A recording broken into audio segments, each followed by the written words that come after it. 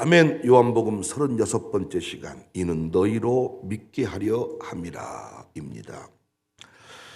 오늘 본문에서 가장 중요한 포인트를 찾자면 예수님이 나사로가 죽었다, 병들었다 하는 소식을 듣고 이틀이나 지체하신 부분입니다.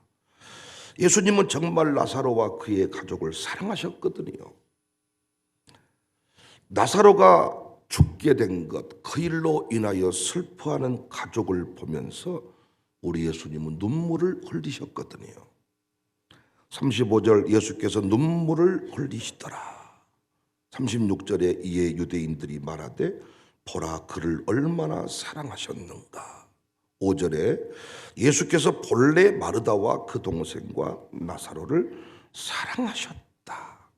그런데 우리 예수님은 나사로가 병들었다 함을 듣고 그 계시던 곳에서 이틀을 더 유하셨습니다. 6절에 나사로가 병들었다 함을 들으시고 그 계시던 곳에 이틀을 더 유하셨다. 왜 이틀이나 더 머물렀습니까?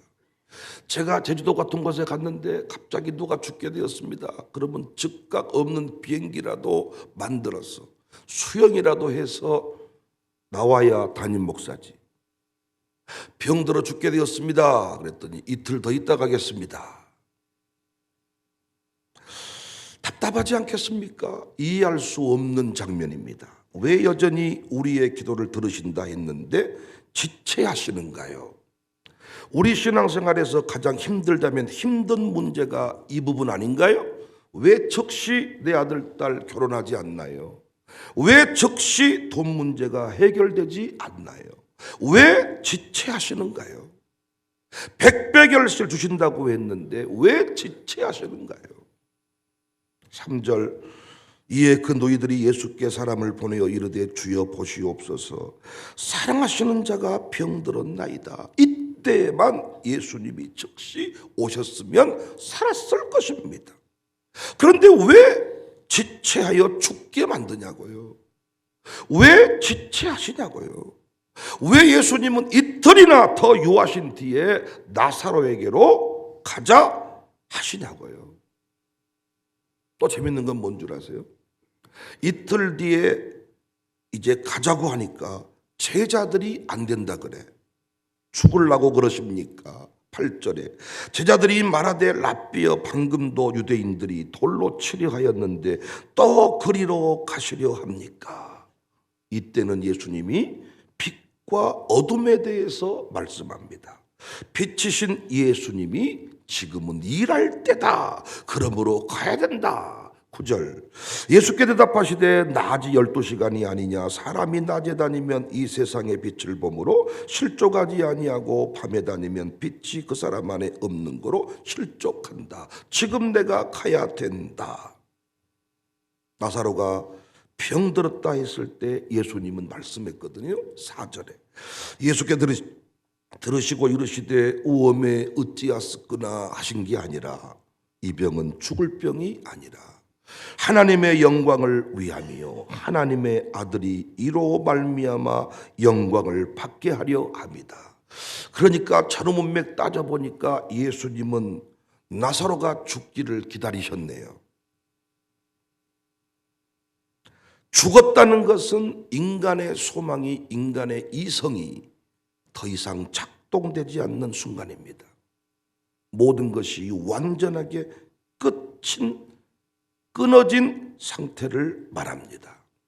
결국 이 순간에 이 일을 통하여 하시고자 하는 일이 있었습니다. 그 예수님의 일이 무엇이었는가 보니까 15절입니다.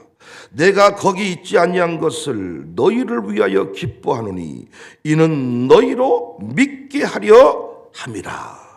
예수님이 그 자리에 없었던 것을 감사하고 있습니다. 왜?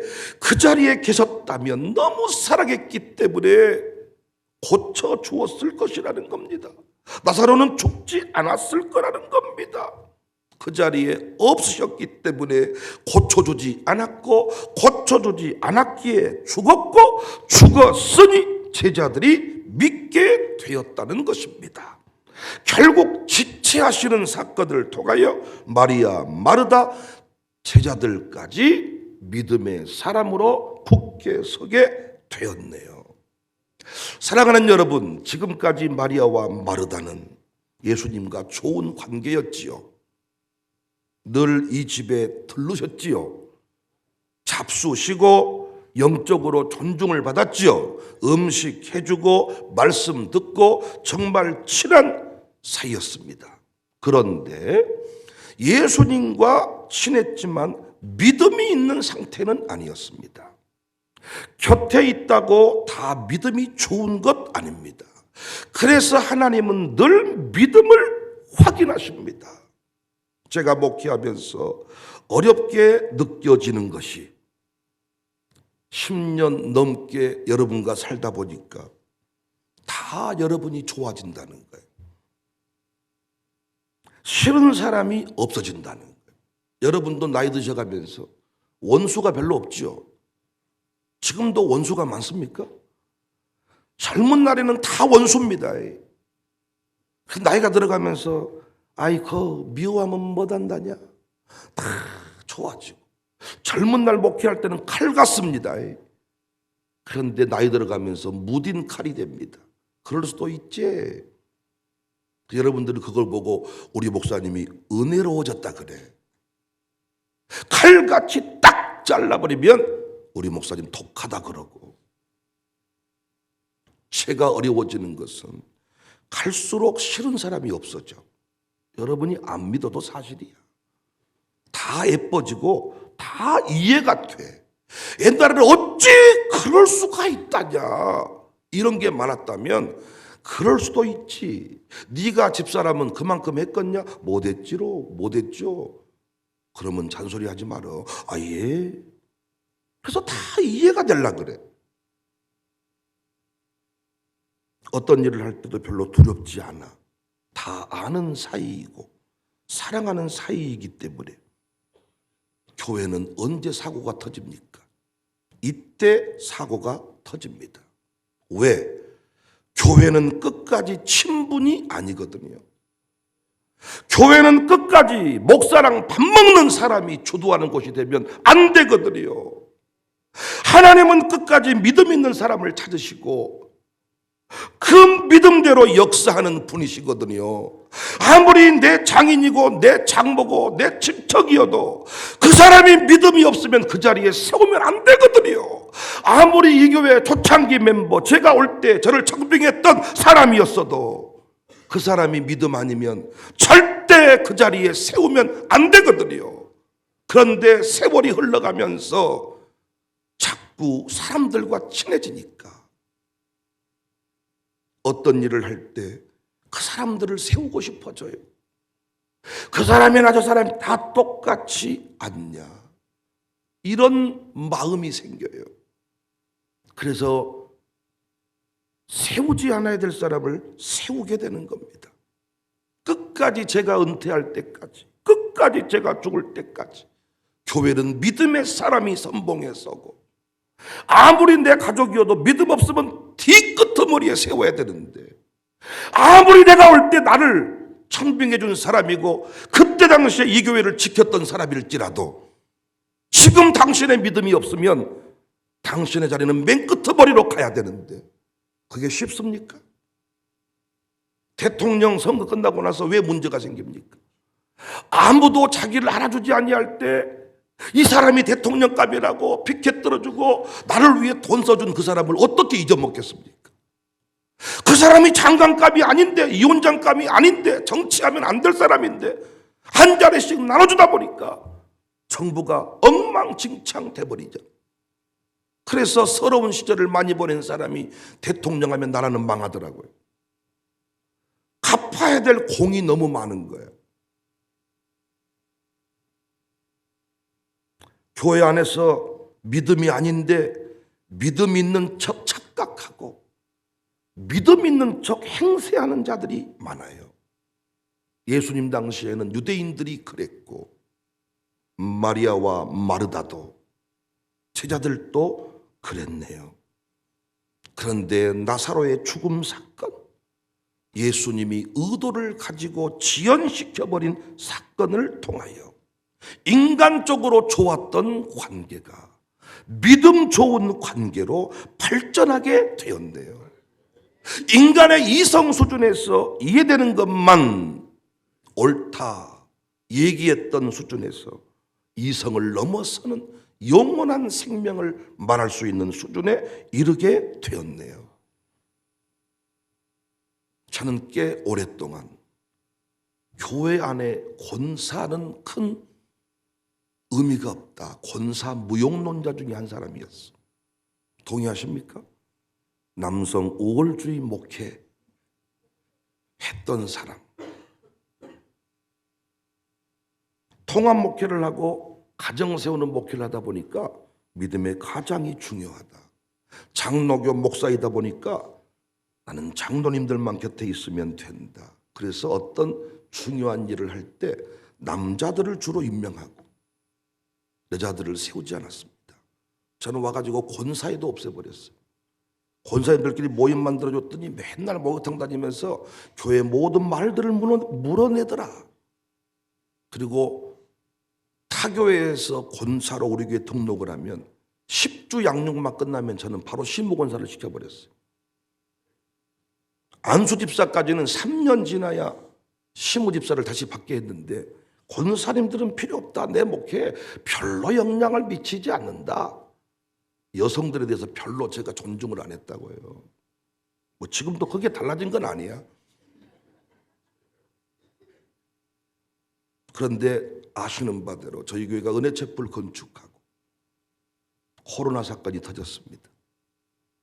12월 마지막 날인가 제가 은행 가서 추가 대출 사인을 하고 돈이 나와서 해가 바뀌기 전에 건축비를 지급하기로 했습니다.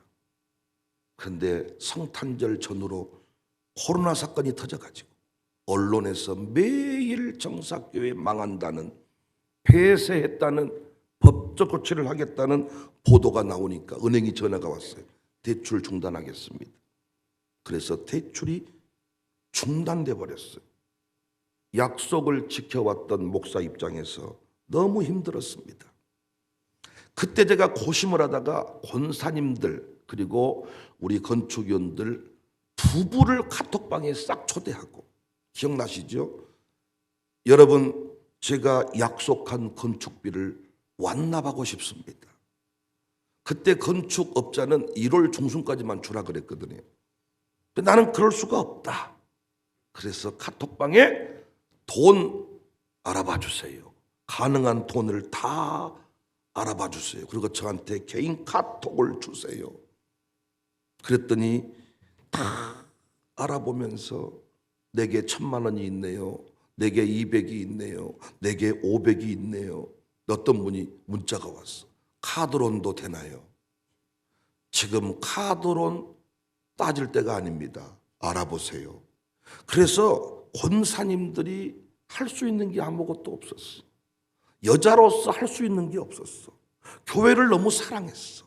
그런데 그때 카드론이라고 하는 것을 자기도 평생 처음 받아보는데, 나도 그것이 하나님의 교회를 세울 때 그렇게 용인하게 쓰임받을 줄 미처 몰랐어. 카톡에 항상 카드론 대출해 주겠습니다, 이런 미친놈 같은 놈들 이랬는데, 그때 그것이 그렇게 하나님 나라 확장에 귀하게 쓰임받을 줄 몰랐네요.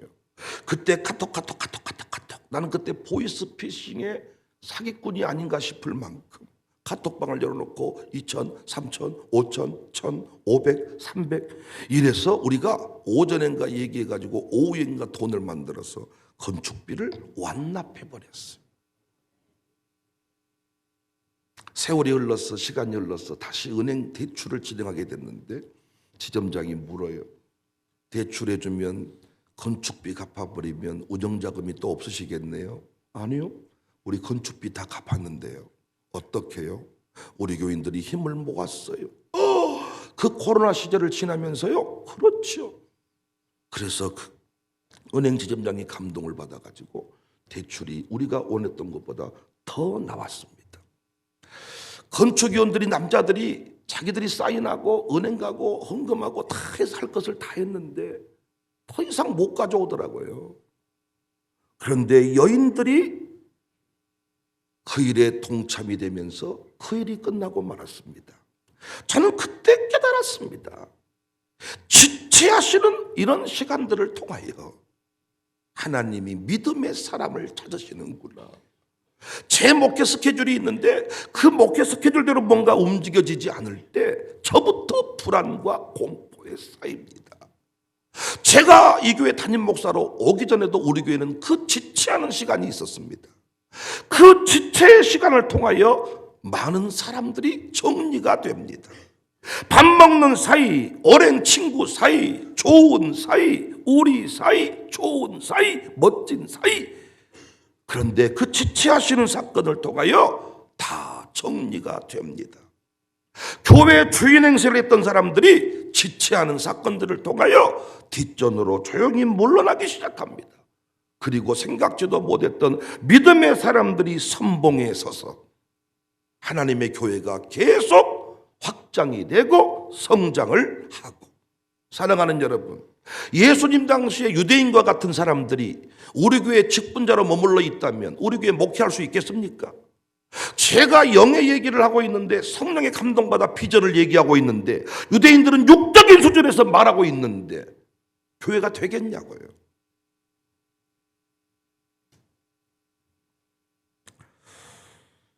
지체하신 사건, 나사로가 죽기를 기다렸던 사건, 이 사건을 통하여 믿게 되었습니다. 제자들이 얼마나 웃긴 줄 아세요? 제자들이 그런 관점에서 나는 목회 잘하고 있는 거야. 11절에 이 말씀을 하신 후에 또 이르시되 우리 친구 나사로가 잠들었도다. 그러나 내가 깨우러 간다. 제자들이 아니 무엇이 좋겠어? 그런 식이야. 제자들이 이르되 주여 잠들었으면 낫겠습니다.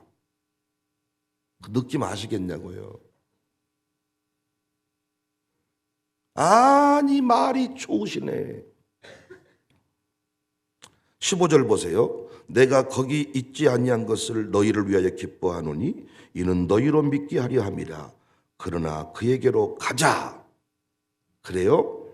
16절에 도마가 뭐라 그래요? 우리도 주와 함께 죽으러 가자. 주의 나라 확장을 위해 일하러 가자. 이렇게 말하는 상황에서 아니 그랬으면 좋겠어. 아야 우리도 죽으러 가자. 그러니까 살리러 가는 게 아니라 우리도 지금 깨우러 간다. 그러니까 죽으러 가자. 이야.